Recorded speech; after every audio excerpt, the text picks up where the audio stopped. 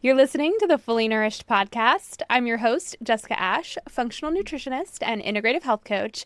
And this is the place where I help you bridge the gap between your unique female body, your hormones, and your feminine energy, and how they affect, well, everything. In today's episode, we're going to be covering one of my favorite topics ever, the female biological birthright.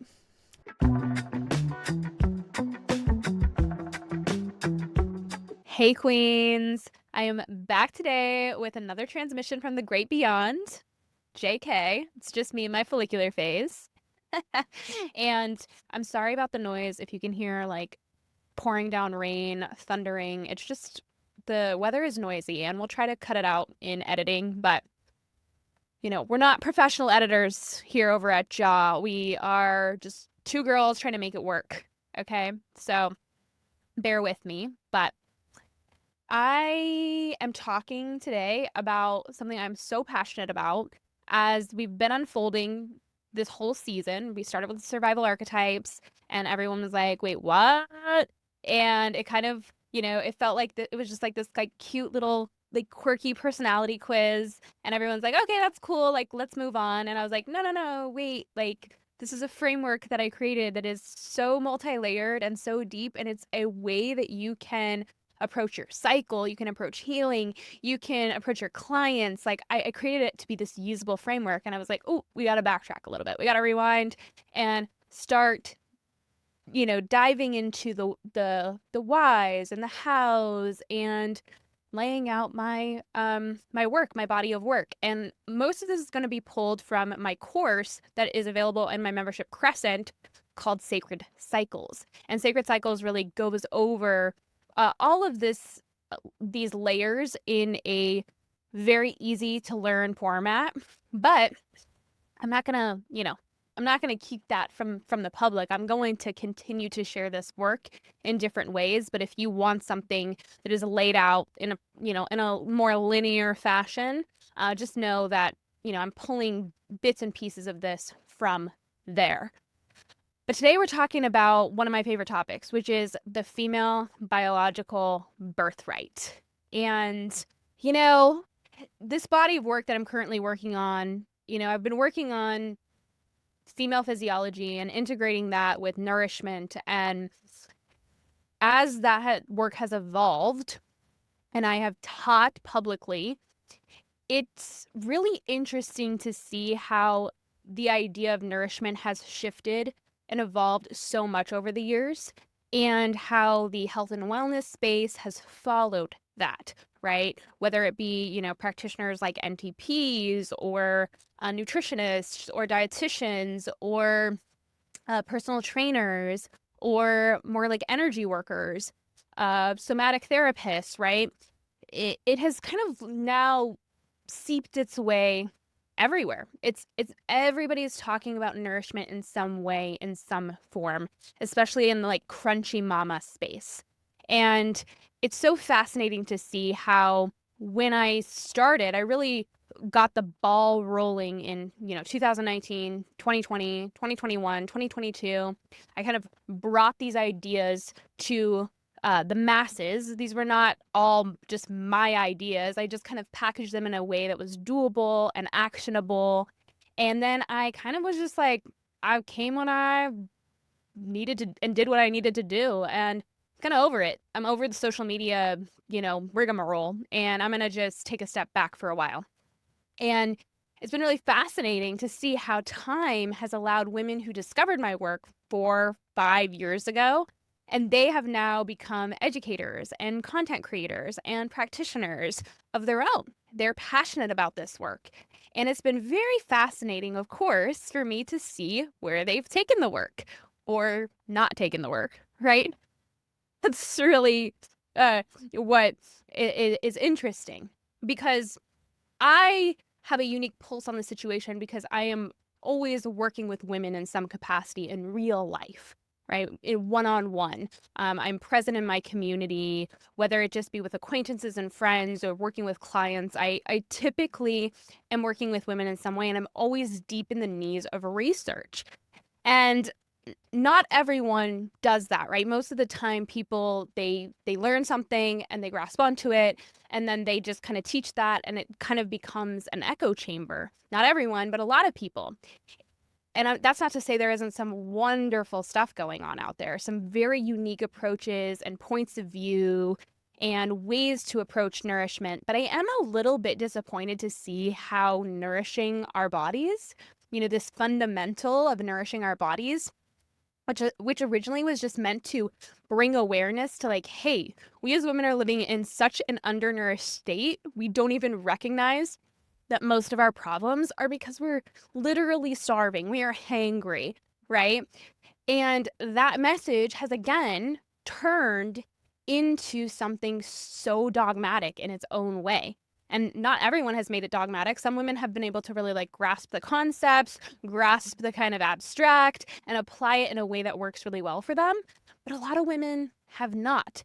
And what I originally intended to be a very simple and intuitive message ended up becoming layered with so much complication and rigidity and black and white thinking.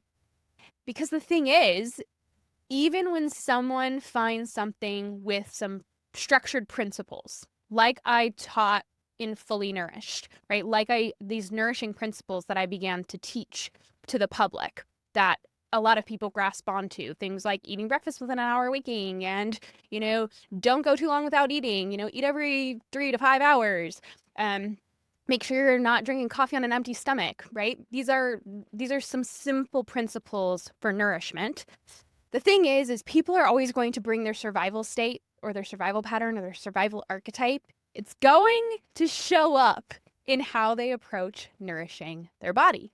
Because remember, if you've been following me on Instagram the past couple of weeks, I've been talking about how our survival pattern warps our perception of our reality. And so nourishment, or meeting our body's basic biological needs consistently and regularly, creating that physiological safety through things like staying hydrated and eating nutrient-dense foods regularly, making sure you're eating plenty of protein, carbs, fiber, right? Remineralizing your body, prioritizing your sleep, valuing rest and recovery, partaking in enjoyable regular movement, making sure you're spending ample time outside. All of those are very, simple, commonsensical principles. All of these things are going to absolutely support and ground the body into a sense of safety. And for many women who have not regularly practiced these things, it will often be shocking how good they can make you feel.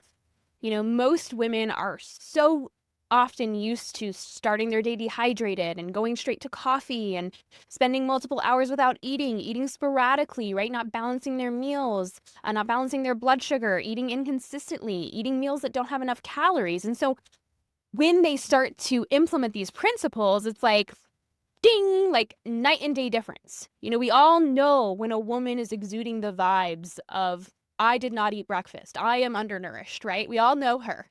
We have all been her.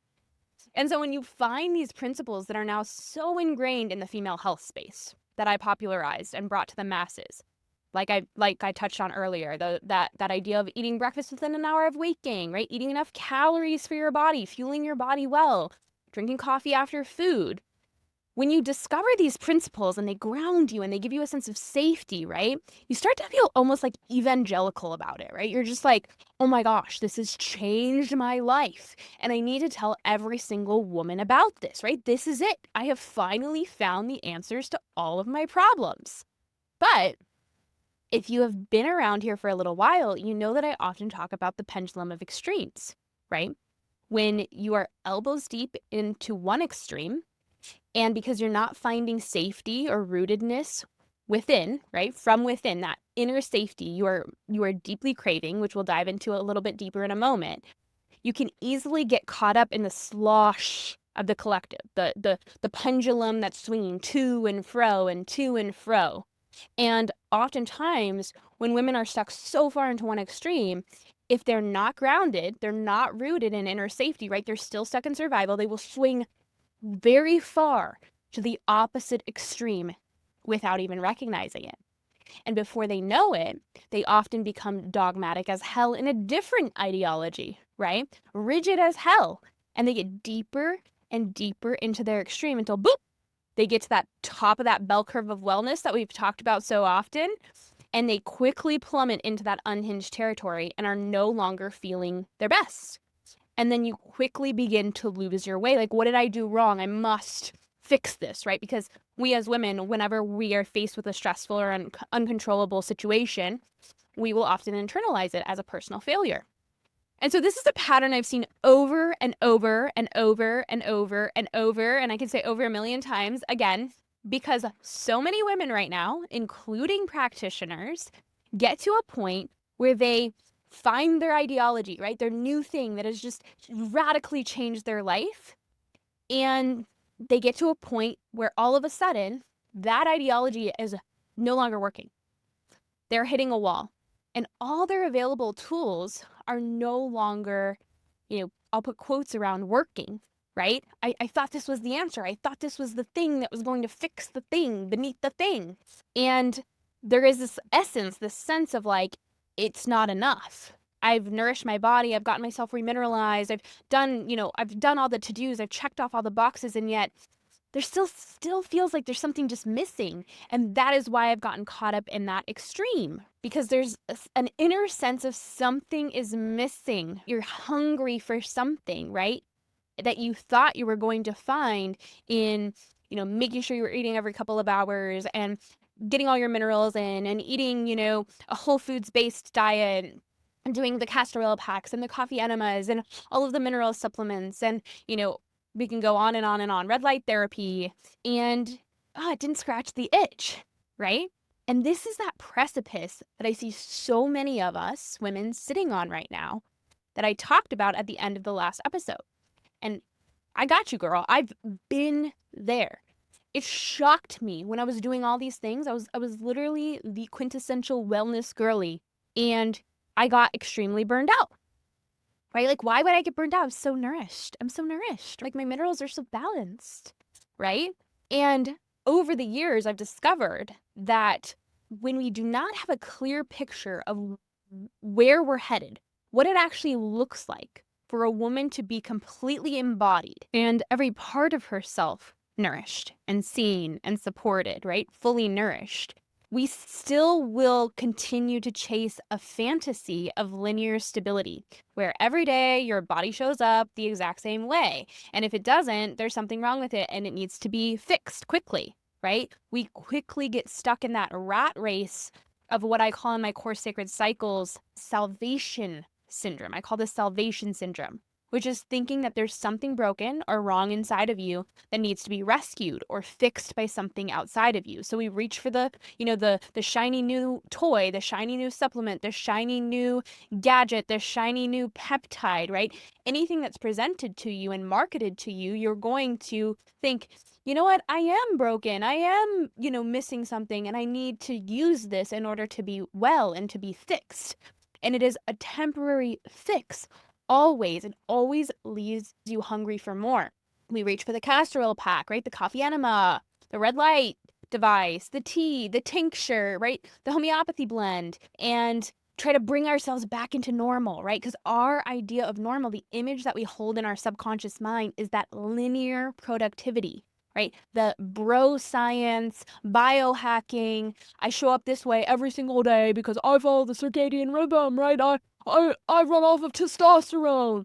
More discipline, right? Like, I need evidence. Where's your peer-reviewed research? And we constantly, it leaves us in a deficit, right? This is a quote-unquote normal, right? We desperately crave normal, but this normal is determined by that masculine, linear productivity that expects us to show up and suck it up no matter which part of us is at the surface that day.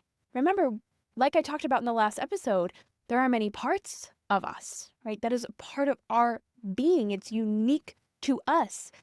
Parts of us come to the surface in a very rhythmic way, and they all need to be nourished and acknowledged and seen and heard. And in a linear fashion, in this idea of, I expect you to show up and suck it up, right? There's no space for the inconvenient or inefficient or illogical parts of us to be nourished and developed, right? And so they actually get pushed into the shadows. They get hungrier. They get more ravenous. They start to actually rattle their cages a little bit, and they stunt our nourishment. They stunt our growth. They stunt our ability to fully nourish ourselves and replenish all parts of ourselves. These are parts of us that are going to continually be depleted until they're allowed to rise to the surface, to be acknowledged, to be nourished, and to be healed. And of course, I want to make a disclaimer. I'm not saying that any of those tools are bad, right? Like, all of these things are tools in our tool belt that of course can help us support our well-being, right? But we need to be honest that they can also often act like tools for bypassing the real work that needs to be done, right? The real work that we need to be doing. It becomes almost like this safety blanket or a binky, right? Where it's like, I don't feel good inside, I don't feel safe inside, so I'm going to suck my binky, which is, oh, I'm going to do red light therapy. I'm going to do castor oil pack. That'll fix it, right? Sauna, coffee enema, right? Adrenal cocktail. We need to be able to differentiate between when a 42-step wellness routine is actually hindering us and causing more stress instead of helping us. But it's not our fault, right? It's not your fault. We're all operating from this distorted image of what a truly optimized woman looks like. We're actually basing our image of what an optimized woman looks like on masculinity, on masculine wellness, right? And I wouldn't go as far as to say that many of these, wellness influencers or, these kind of thought leaders in the wellness industry, these masculine thought leaders, I want to say that they're really the picture of health anyways. And this is part of the reason why is healing is actually more of a feminine art, not a masculine art, clearly.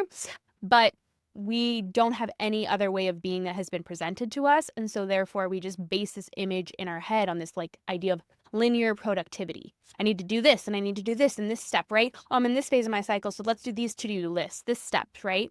But what we need to recognize is many of the women that we're actually looking up to, the people that we are actually allowing to form the image of wellness within our minds, right? And remember, we've talked about this in previous episodes where the subconscious mind must grasp an image, right? It must have an image presented to it to imagine and to be able to believe, right? And once we have an image in our mind, that's what our conscious brain, our will, right? Our choices are going to subconsciously lead us to. We might not even be aware of it. And so most of us don't have an image of an quote unquote optimized woman to look up to. We are not okay. Look around. Women are not okay, right? Even the women that we think are, oh my gosh, they're so well. They're operating in this very like linear bro science restrictive way. This very like, I need to do all these things in order to be well, right? They've created this life script where it's like, I need to take the liver and the oysters and I must, eat the tiramisu and romanticize every area of my life. And I must be, have beauty all around me and I must do this and I must do this and I must do this. And it's like your whole life is just focused on yourself, right? And being well. It's like, what if we took all that stuff away? What if we dropped you in the wilderness and you had nothing? Would you be okay? I don't think so, right? Women are not okay. The women that we need to bring back into the image of subconscious wellness, right? That subconscious image of wellness is grandmas and elders. They've been thrown to the wayside. Social media has warped our ideas of aging. We value youth over wisdom, right? Feminism has rewired our brains to not know what healthy femininity looks like. It's turned most of us into these princesses. And I would say that millennial women and Gen X women are some of the hardest demographic for me to work with. And I am lumped into that category because we are the ones that have been most harmed by feminism. We have no picture of what that looks like, right? And then, the younger millennials and the Gen Zers were raised by these women, these mothers that had no idea what it meant to be a woman. And so we add all that together, this like chemical brew, this shitstorm, and then add in the fact that the divine feminine has been completely erased from our conscious awareness, except for in like accepted forms, right? Like, let's say the Virgin Mary, for example. Of course, we've become so distracted chasing this weird pinnacle of health. We don't even have something in our mind to look up to be hopeful for, right? We have this kind of illusion of health, and we have no other image to grasp in our subconscious mind. And if we don't imagine something or have the ability to believe in it, our belief in our imagination is the most powerful thing we have, right? Choice is the gift that we have been given here by God. We've been given free will. If we can never have that image, how can we make conscious choices to become this, become it, or step into it? What even is our biological birthright as women? It's been completely erased and hidden from us. Of course we're hungry, right? And so today I'm going to paint you the picture, the image of her. Now I want you to remember, we've talked about this a lot, but she, the grand she, which we are all a part of and we as women are made in the image of, is always in her becoming. She's always in her being, expanding and rebuilding, contracting, breaking down, wiping the slate clean so that she can build back better than before. She keeps the parts of herself around that she wants to, and she recycles the rest. She has many faces and many names, many personalities, many roles. Her very being is creation, and she shows up how she shows up. She has nothing to prove, nothing to do, because in her state of being, her being in her state of being gets it done. This process is very energetically expensive, and she uses all the raw materials and resources available to her without apology because she has abundance and all potential is held within her. She can be so incredibly creative and dance with the ebbs and flows of life, right? The cornerstone of my work here at Jessica Ash Wellness, the foundation upon which I've built my work remains the same, always unchanging, which is that women deserve to be happy, healthy, horny, and fertile, juicy. This is what it all comes down to and back to. And so I deeply believe that every woman's biological birthright is to be warm and content and happy and satisfied, fulfilled and wet, right? That juiciness in her life, resourced abundantly. Now, of course, life is hard. Not every moment is going to feel this way, right? But this is our set point. This is our equilibrium that we can always come back to. This is a state that I call being fully nourished, a state of being deeply replete on a cell, soul, and spirit level. And I fundamentally believe that getting women to prioritize this state of being, to understand and experience this state of being, is world-changing work. Because once you experience it, once you feel safe within your body, once you're in this deep state of satisfaction and drenched in nourishment, and you make it a deep practice to have your needs met, you will, by just your energy alone, by just your very being, because that is your nature, change the trajectory of the world. And so I believe that every woman experiences a deep feminine longing on a cellular level for this. She craves this. She is hungry for this. And unfortunately, she does not have the blueprint, and so she tries to force cheap imitations of this. I believe so many women are experiencing this deep, pure, true, innocent desire, this hunger for something they cannot quite put their finger on. And the powers that be know this. And they use this against us. They use this to market to us, right? They know our nature, that we are more likely to internalize and look at failure to achieve something as an internal failure, right? As something is missing within us, that something is broken and needing to be fixed, right? And parallel that and compare that to what Jesus said, which is the kingdom of heaven is within you. Fascinating. But this is exploited because a woman who is seeking and searching for something, who's deeply hungry without being aware of it, is a really great buyer. She will buy whatever she needs to buy if you can convince her that that thing will fill that deep void, that deep hole that she can't quite put her finger on. What I'm here to say is that this hunger is more than just for physical nourishment. And this is where so many women, including practitioners, are royally fucking themselves right now. Because they think that, okay, if we can just get someone really nourished, right? If I can just get nourished, right? Then I'll be much better. And in so many ways, it is life-changing. I'm not going to deny that, right? That a woman who is regularly fed well, eating enough calories, right? Getting really healthy movement in, is just, living her life to the fullest and nourishing herself to the fullest, she's going to be a completely different person on a brain and central nervous system level. But I feel like it's become a little bit too dogmatic. Like, if we just find the right mineral balance, then we'll be well, right? And that's an example of the pendulum of extremes. That's an example of the survival archetypes showing up in people's work, not realizing it because they're not recognizing that they're in a pattern, they're stuck in an archetype. They don't realize that the deep depletion, the deep undernourishment, this state that I call soul deep burnout within my body of work, is meant to act like an initiation. And physical nourishment, nourishing your body, getting yourself to a place of physical safety, physiological safety, meeting your physical needs is not the end. It is the beginning. It is the beginning. It is the initiation. There's this infamous quote by people who coined themselves as the three initiates. And they said that the lips of wisdom are closed except to the ears of understanding. And when a woman finally has that aha moment where she all of a sudden just finally sees, because she experiences nourishment within her body, right? That physical nourishment. She says, like, holy shit, I was starving. Right? I was so hangry. I was so undernourished. And 99% of my problems were because I was hangry all the time. You kind of have this epiphany, this spiritual awakening about your own nature. You're just like, all of a sudden, like, oh my gosh, of course. Like, I was born to eat. I was born to be nourished, right? Like, I've always known this. I've always been a food girl. It's always been about food. There's always drama about food. I was always, trying to, like, make dessert healthier and do this and do that, right?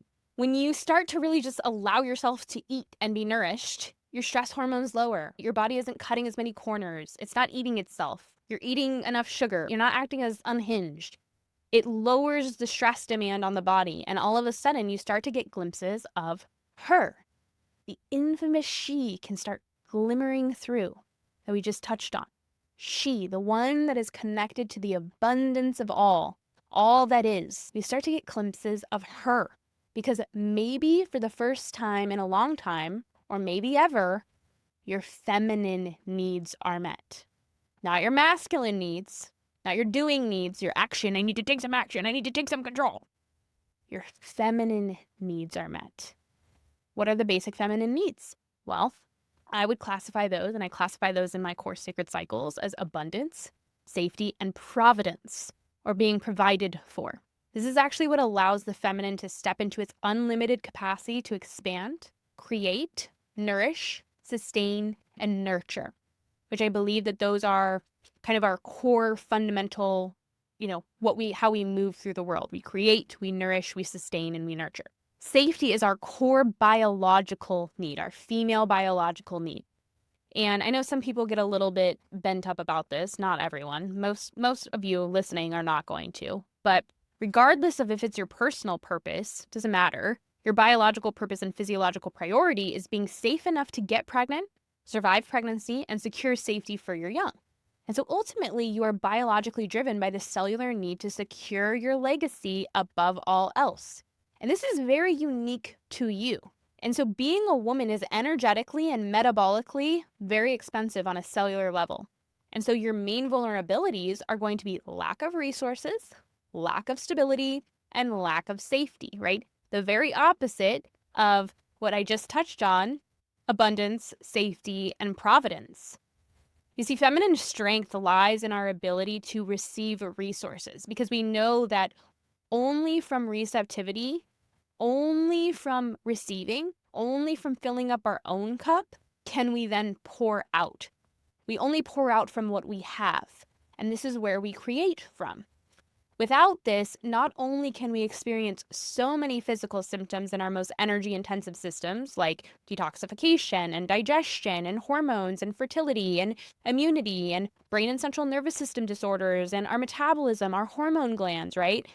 This often shows up in being cold all the time and having low energy and low libido and not sleeping well and not being able to easily, regulate our weight, right? Hair loss, skin changes, poor digestion, PMS, painful periods, things like PCOS and endometriosis, right? Fertility challenges, hormone imbalances, anxiety and panic attacks, headaches, right? Always having to like down-regulate yourself. You're just like up-regulating and down-regulating. You take stimulants, like I just take Shilajit to feel okay, and then I like have to take melatonin at night, right? But also when we're in this like deep state of undernourishment, when our cup is not full, we also will start to see our feminine shadows come to the surface, which can be overwhelm, hysteria, needing to control and manipulate our environment, our surroundings, people within our environment and surroundings, loss of ourself, right? Loss of a sense of self, lots of victimhood and martyrdom. And it's kind of just like ungrounded chaos. Like we're just always in this chaotic place. And so when you start meeting your basic needs and you start to make your body feel that internal safety, you get just enough space, enough shift in energy flow, enough perspective, because not only are you now focusing your attention and therefore your energy in the right direction to see just how gosh darn ravenous you were without even realizing it, but you also can feel and experience what being her feels like for maybe the first time in your life, right? That deep and just luscious state of well-being. But this nourishment, the sense of physical nourishment, this is the beginning. Physical hunger, undernourishment is the initiation where our feminine longing, that hunger for something different in our lives and in ourselves, is revealed to us. And we now have the energy to not only see it, to not only perceive it, right? Because now we're not so much in survival anymore. Our perception is shifted, right? We're starting to see reality more clearly. We are starting to see through the illusion more clearly. And it's time for a reckoning. It's time for an apocalypse, so to speak. As a collective right now, we're actually experiencing this apocalypse, right? What does apocalypse mean? It literally comes from the Greek word apocalypsis, which means uncovering or revelation or disclosure. And it literally is derived from two words, apo, which means off or away from, and kalyptine, which means to cover or to conceal. Literally, it means off or away with the cover, away with the concealment, right? Off with it. It's a revelation and unfolding. The same thing occurs in our body where all of a sudden we have this kind of internal apocalypse, and nourishment is actually what allows it to occur, because beforehand you're just literally day to day, just survival, like just going through the motions, just, day after day, I'm just surviving, right? And then once you have a level of safety within your body, it's time for a reckoning, because we as women have 3 types of hunger. Not just in the body, right? That's only one type of hunger. We also have hunger in our minds and our spirits. That mind hunger or psychological, energetic, emotional hunger, I call it self hunger. It's hunger for self. Who am I? What is my nature? Of course, that physical hunger, that undernourishment, is like a deep cellular hunger, a biological hunger, a desire to actually replenish what has been lost physically. That's that second type of hunger. And then the third type of hunger is mother hunger, which is a deep hunger for the divine feminine, or to know your mother, And that could be, of course, a part of your story in the physical realm, but to know your mother. And so nourishing ourselves acts as a firm foundation for exploration, for fully coming into ourselves and who we are, right? This is the path to the embodied woman. Nourishment begins the process, but it doesn't end the process. And I see this happening right now. Women are just going round and round and round because they're scared. They're scared. They got fear going on. It's scary to go through this apocalypse, this self-apocalypse, this reckoning, right? This revelation of truth of who you are. It often requires an unraveling of belief systems, an unraveling of, oh, shoot, I have been stuck in a very, dogmatic way of living, or a dogmatic way of being, or a dogmatic way of thinking. The communities that I'm entrenched in are no longer, I'm now aware they're no longer working for me. This could be religious, this could be social ideologies, It's many things. It's multi-layered. You know, I hear so many stories of women who are experiencing this type of hunger, right? Because like I said, I believe that every single woman is seeking this and searching this. She's born with this hunger, this deep longing. We all are. We're all experiencing this hunger. You'll see a certain type of woman will tend to seek nourishment spiritually first, spiritual healing. They go to spiritual retreats in Costa Rica and they microdose mushrooms and they do ayahuasca ceremonies and have a yoga practice and meditation retreats and cacao ceremonies, and it completely depletes and burns out their bodies. So then what do? They feel completely unrooted, completely ungrounded, stuck in their head. This is actually my wandering mystic survival archetype. Because deep down, they know they need rootedness, they need safety, they need grounding, right? Something deep down within them knows that. So what do? They run to the other side of the pendulum and they go full on religious. It's the Jesus to New Age pipeline. They're still super floaty and disassociated from their body, still stuck up in their head, thinking they'll find healing from this thing, and then this thing, and then this thing, moving from thing to thing to thing, identity to identity, often spiritually bypassing. And then we have the other side of the extreme, where a woman is doing all the things, like we've already touched on, where she's like wearing her Oura ring or her Whoop band, and she wears her CGM, and she does all these experiments, and she weighs and measures her meals so it doesn't spike her blood sugar just right, you know? And then she does a castor oil pack, and she sits in the sauna for 45 minutes, and she has a super strict, rigid gym regimen, and she does red light therapy. This is my frozen oracle and fiery huntress archetypes, right? They'll often get caught in the doing. I just need to do my way. I'll just do my way there. And all of these archetypes, what both of these kind of scenarios, what these women are actually seeking is structure and stability that comes from that physical foundation of creating safety from within. That stability, that nourishment, structure and support that comes from physically replenishing minerals and having enough proteins and carbs and fats and fiber to just function. The raw materials and resources needed to just have day-to-day function. That their body is craving the stability that comes from that, and they're seeking it from things that are actually going to further deplete them. These are survival patterns, right? These survival patterns, all these archetypes that I've created are depletion patterns.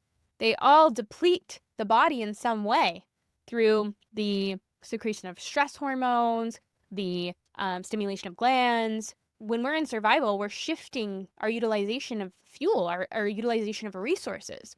Our resources are being shunted to surviving in the here and now and just surviving versus replenishing, restoring, playing the long game, focusing on the future. A truly embodied woman, a woman who is fully nourished, is a woman who is not just connected to her intuition, but her discernment. She is clear, she is calm, and she's confidently safe in her body. She is a woman who is deeply attuned to both her body and her mind, and how it is impacted by her own cycles and the cycles of life around her. An embodied woman is completely connected to the awareness that she is a co-creator with the creator of the universe. And she is focused on actively cultivating her energy and embodying her gifts versus controlling her outside environment. She's able to surrender and trust. I created something called the 7 Pillars of Feminine Energetics. And so this is kind of the opposite of my CRUSH acronym that I've touched on: conflict, resistance, urgency, helplessness, exhaustion, and disconnect or disassociation. CRUSH, CRUSHED. The opposite of crushed is these 7 pillars, which is security, creativity, clarity, capacity, being connected and speaking your truth. So being connected to truth and speaking truth, being connected to your vision or your imagination, and remembering who you are. And only nourishment is the doorway to this place, the gateway. But remember that undernourishment and depletion is an initiation that is inviting you to become her, to become this woman, this embodied woman. And once you start to actually nourish your physical body, the steps that you must take will be revealed to you. The chaos will begin, the conflict will begin when you begin to resist, when you begin to lean into urgency, when you begin to lean into scarcity, that there's not enough time, there's not enough money, there's not enough, oh my gosh, right? You become helpless, right? Powerless. You become completely exhausted by the mental state of burnout, right? That survival response. When you just completely disconnect and abandon your body and disassociate, right? We must lean into the opposite. We must recognize our responsibility. We are the chief energy officers of our home, the CEOs.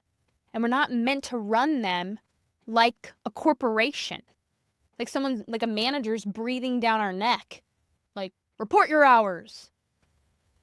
We have to recognize that our nervous systems and our bodies are so sensitive because we are designed to be in constant connection to surrounding nervous systems, our partner, our families, our children. As holders of the womb of the home, that is the connection between the spiritual realm and the material realm, right? It's the portal.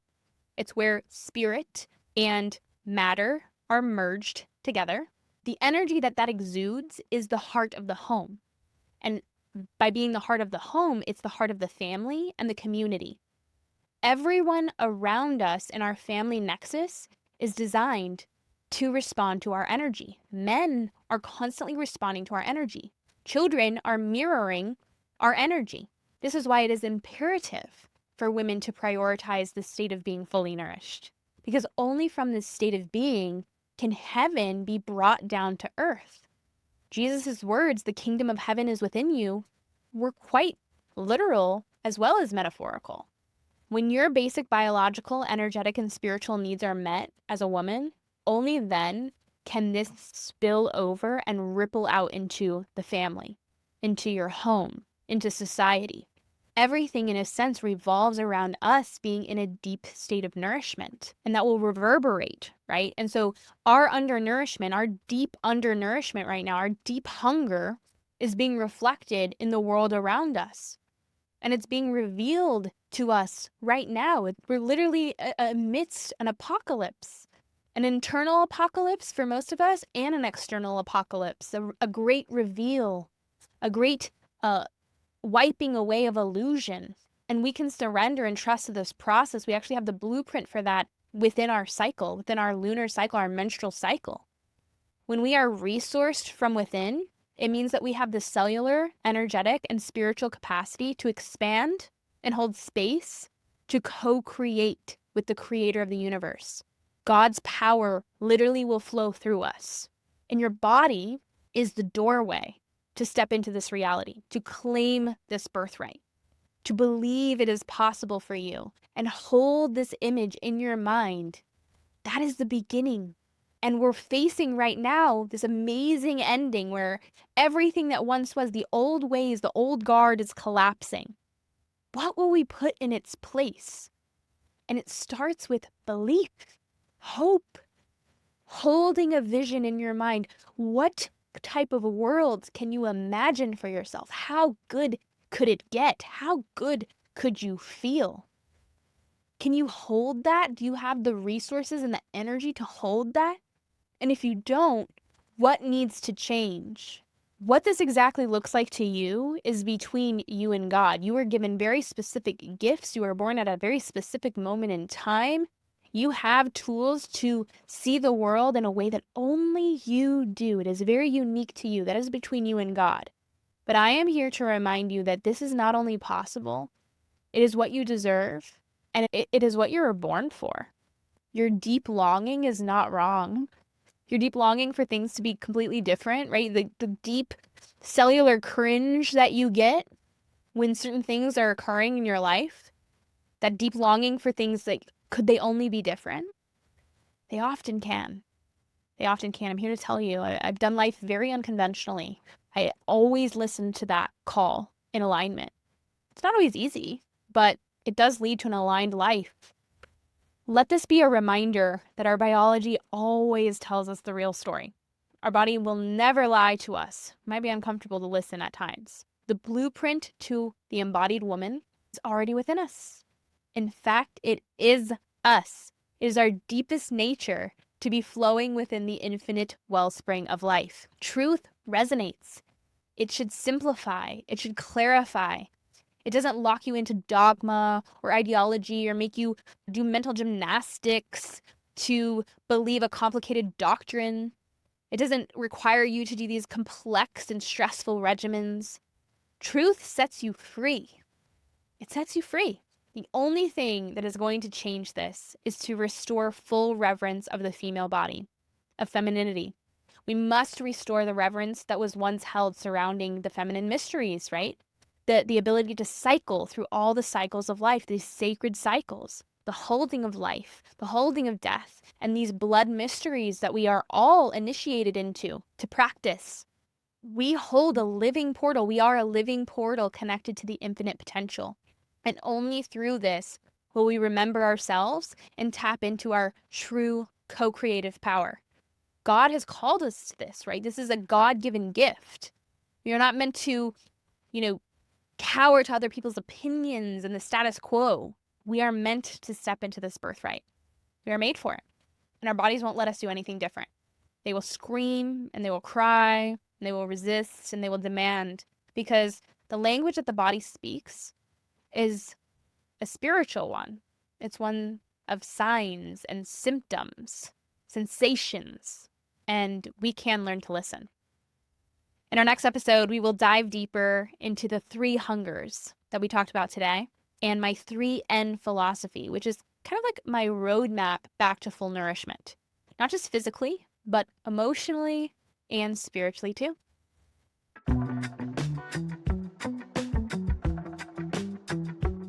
That wraps up today's episode. Thank you so much for listening. If you're ready to learn your survival archetype and get your unique archetype report, get started today by taking my free quiz at jessicaashwellness.com/quiz. Stay nourished, besties.